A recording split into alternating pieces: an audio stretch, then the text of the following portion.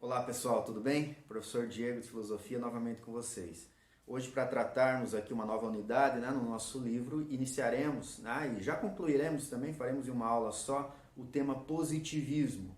É muito importante, pessoal, está lá na bandeira nacional um lema positivista. Então a gente tem que compreender filosoficamente o que significa um pensamento positivista, ou o pensamento positivo. Notem bem, pessoal, a primeira confusão, ambiguidade que a gente tem que deixar de lado já de imediato é não confundir positivismo com otimismo, ok? Não se trata disso. Positivismo é uma visão filosófica muito datada do século XIX, que ainda vigora em alguns campos, algumas instituições, por exemplo, o Exército Brasileiro, ele tem um viés positivista até hoje. A gente precisa compreender em que consiste exatamente isso. Mas não confundamos, então, positivismo com otimismo. Não se trata disso. Embora a gente possa estabelecer uma relação, daqui a pouco a gente vai falar sobre isso, com uma visão do progresso da humanidade. Aí sim, mas não se trata de um otimismo barato. Não associem com algo autoajuda, por exemplo. Não tem nada a ver com isso. Ok? Quando se fala, então, pessoal, em positivismo, especialmente a figura do Auguste Comte, o Auguste Comte, o francês, aparece, porque é ele, de fato, o pai do positivismo. Uma figura fundamental, porque estabelece as linhas mestras do positivismo. A visão positivista se estabelece a partir do olhar e do livro, Curso de Filosofia Positiva do Auguste Comte. Ok?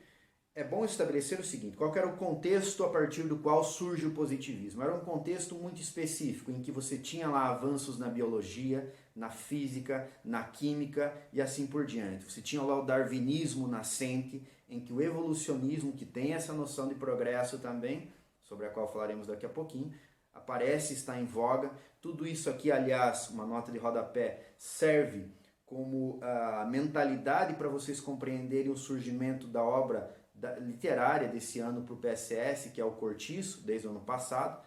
Todo esse campo ideológico aqui, que inclui evolucionismo, positivismo e o determinismo do Hippolyte Taine, tudo isso compõe a ideologia a partir da qual surge o Cortiço. Importante para vocês fazerem essa associação lá. Converse com o professor Edenilson a respeito disso, certamente ele trará novos esclarecimentos também relacionados à obra em questão. Tudo bem?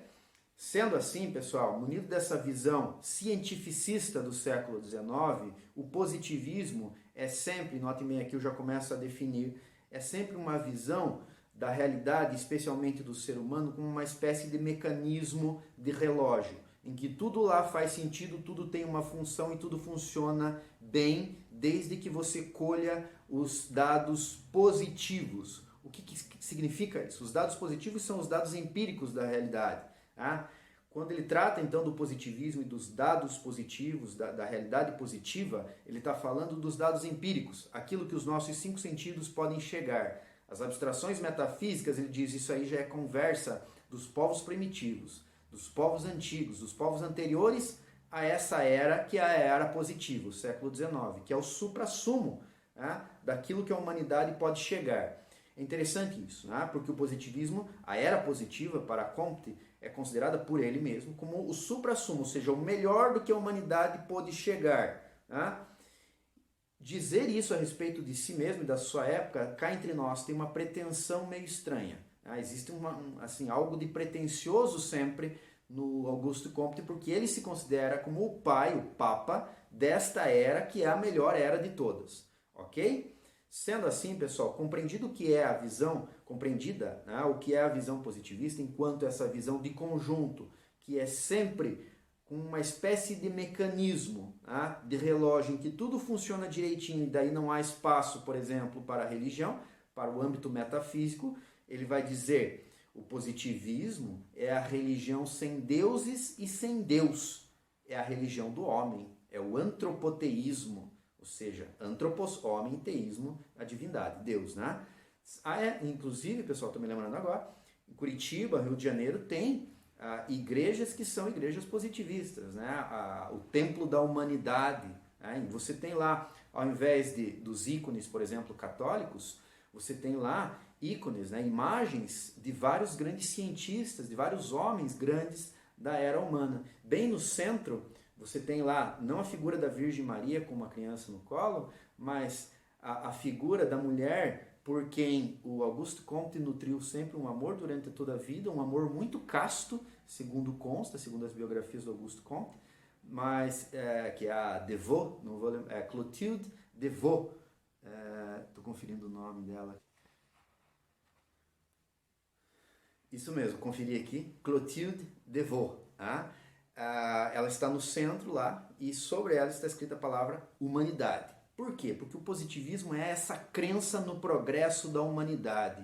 Ou seja, em algum momento da história, e esse momento está chegando, para Auguste Comte, que é no século XIX ainda, a humanidade vai encontrar a solução para as doenças, para a pobreza, para todos os males da humanidade. Ok? Essa crença no progresso da humanidade define muito a visão de história positivista.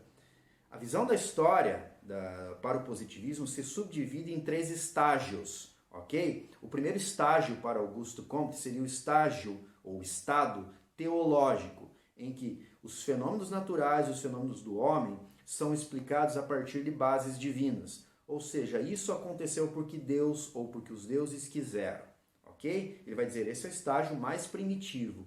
O próximo estágio, você sai desse âmbito absolutamente divinizante para chegar a uma abstração metafísica, que é o estágio metafísico, ok? Em que ele diz, você sai então de uma explicação puramente religiosa e você vai para uma abstração, tudo bem?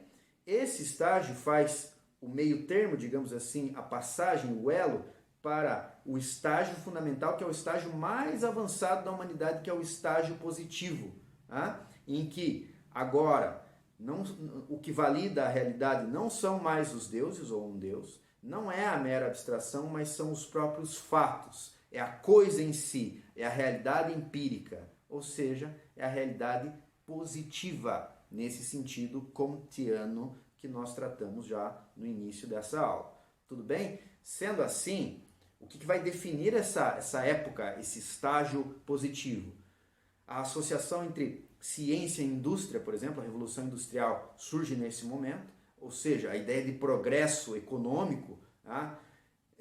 E assim por diante, o progresso da ciência. Eu tenho aqui livros, um livro do Claude Bernard, em que ele diz, olha, chegará um tempo em que todas as doenças serão sanadas e a ciência será capaz de produzir seres humanos perfeitos. E aí se vislumbra algo que no século passado nós vimos o quão corrosivo e terrível pode ser, que é a ideia de eugenia, uma eugenia social, ou seja, seres humanos biônicos, perfeitos.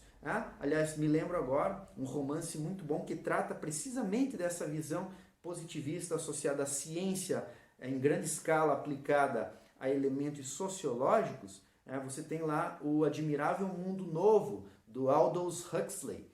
É um livro fantástico, pessoal, em que você tem lá, de fato, uma sociedade perfeita a partir da ciência, do progresso da ciência, em que todo mundo agora tem saúde perfeita, todo mundo é jovem, festa todo dia, parece bom, mas posso garantir para vocês, é um inferno, é um inferninho. Por quê? Porque a gente não tem liberdade. Se você não tem liberdade, você perde o elemento humano fundamental. E isso é um romance, tá, pessoal? Uma obra de ficção, em que tudo isso que foi próprio do século XIX, está aplicado nessa distopia, que é o contrário de utopia. Quem gosta muito desse assunto, o professor Marcos, de Sociologia, vale a pena se vocês conversarem com ele também, tocarem nesse assunto. Admirável Mundo Novo, grande obra, pessoal. Eu sei que alguns já leram entre os segundos anos, mas quanto mais gente melhor lendo essa obra. Ok? Com relação à sociologia, mencionei o professor Marcos, o pai da sociologia é Auguste Comte. Por quê? Porque o que ele faz? Ele pega esse método científico, esse cientificismo, esses elementos de tentar observar quais são os problemas, reproduzir isso, fazer experimentos e, por último, comparar dados, comparar realidades diferentes. Esse método aplicado a aspectos sociais vai gerar a sociologia. Sociologia é estudo da sociedade, Sendo assim, vocês têm uma disciplina só sobre isso. O pai da sociologia surge nesse momento quando ele associa, então, método científico a problemas sociais. Então, quando você olha para uma sociedade e reduz alguns elementos importantes que são qualitativos a números, né, o que o IBGE faz, por exemplo, você deve essa metodologia, em parte, ao pai da sociologia, Augusto Comte. Ele traz a metodologia empírica, cientificista, a aspectos sociais. Ok, pessoal? Fundamentalmente é isso. As dúvidas, os elementos adicionais, os detalhes, comentarei na aula gravada de sexta-feira. Ok? Um forte abraço. Até logo.